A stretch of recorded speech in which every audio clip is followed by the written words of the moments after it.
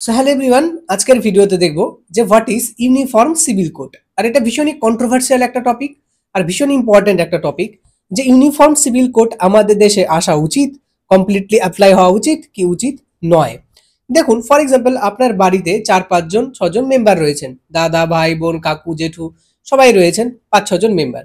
এবার যেহেতু আপনার বাড়িতে স্মল ফ্যামিলি, এবার সবাই কি করছি, আমরা একই নিয়ম মেনে চলছি, একটাই নিয়ম, তাই না? কিন্তু আমাদের পুরো ইন্ডিয়াতে হিন্দুস হোক, মুসলিমস হোক, খ্রিস্টান হোক, বুদ্ধিস্ট হোক, রিলিজিয়ান ডাইভার্সিটি আছে, কাস্ট সিস্টেম রয়েছে, তাই না?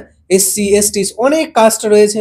প্লাস বিয়ের ক্ষেত্রে দেখবেন ম্যারেজ সিস্টেমের মানে যেগুলো পার্সোনাল ল হয়, হিন্দুদের বিয়ে করার নিয়ম আলাদা, মুসলিমসদের বিয়ে করার নিয়ম আলাদা, শিখদের বিয়ে করার নিয়ম আলাদা।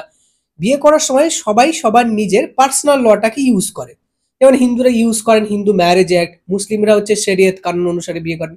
তো এই যে এতগুলো ডাইভার্সিটি রয়েছে, গভর্নমেন্ট বলতে চাইছে, সরকার বলতে চাইছে, এবার সুপ্রিম কোর্টে একটা কেস পৌঁছায় 1985-এ। তখন সুপ্রিম কোর্টও বলেন যে আমাদের দেশে ইউনিফর্ম সিভিল কোড আসা উচিত। এবার ইউনিফর্ম সিভিল কোড আসলে কি হবে? বলছে যেগুলো পার্সোনাল ল রয়েছে, ডিভোর্সের ক্ষেত্রে হোক, বিয়ের ক্ষেত্রে হোক, এগুলো সবার জন্য না সেম নিয়ম থাকবে, একটাই কানুন।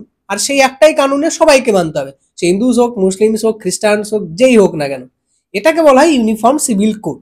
এবার আমাদের ইন্ডিয়াতে গোয়া রাজ্যে ইউনিফর্ম সিভিল কোড রয়েছে। আর এটার স্টার্ট হয়, শাহবানু একটা কেস হয় সুপ্রিম কোর্টে, শাহবানু কেস পৌঁছায়।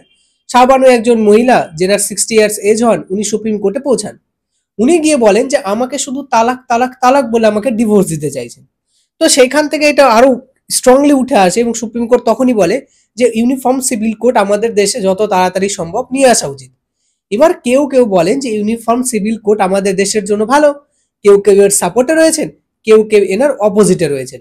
আপনার কি মনে হয় যে দেশে ইউনিফর্ম সিভিল কোড আসা উচিত কি উচিত নয়? আর uniform civil code directive principle state পলিসিতে মেনশন রয়েছে, যেমন ফান্ডামেন্টাল রাইটস পার্ট 3-তে রয়েছে, মানে পার্ট 4-এ ডিপিএসপি রয়েছে। পার্ট 4-এর আর্টিকেল 45-এ লেখা আছে